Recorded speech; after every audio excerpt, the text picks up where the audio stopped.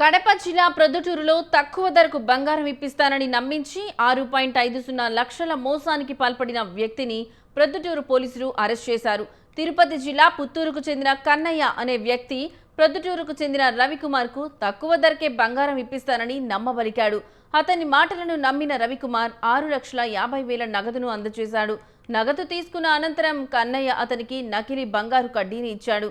అనుమానం వచ్చి రవికుమార్ ఆ కడ్డీని పరీక్షించగా అది నకిలీదని తేలింది. మోసపోయానని గ్రహించిన బాధితుడు వెంటనే ప్రొద్దుటూరు పోలీసులకు ఫిర్యాదు చేశాడు.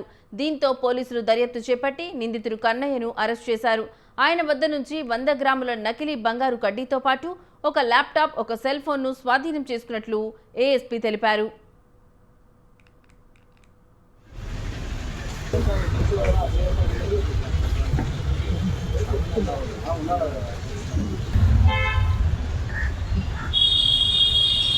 Okay sir.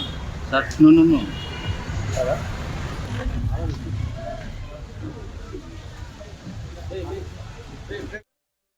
ఇప్పుడు మన దగ్గర బల్లేల రవికుమార్ అని ఒక కంప్లైంట్ వచ్చాడు కొంత రోజు ముందు.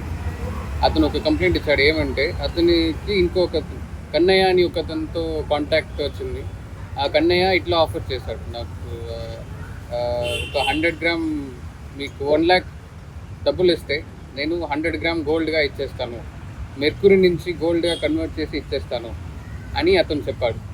ఇతను కూడా నమ్మి ఇతనికి కొంచెం డబ్బులు అండ్ ఇది నెసెసిటీ ఉండింది కాబట్టి, అవసరం పడింది కాబట్టి ఇతనికి కూడా కొంచెం అత్యాశలు 1 lakh మాత్రం కాదు, ఆల్మోస్ట్ 6.5 lakhs ఇచ్చాడు.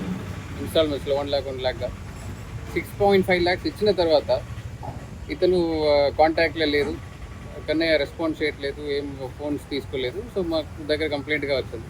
మనం కంప్లైంట్ తీసుకొని సర్చ్ చేసాము, అతన్ని పట్టుకున్న తర్వాత అతనితో 4 ఫేక్ గోల్డ్ బార్స్ మీరు చూసినట్ల, అండ్ అపార్ట్ ఫ్రమ్ దట్ ఒక mobile laptop, tab and mobile case కూడా దొరికింది. ఇప్పుడు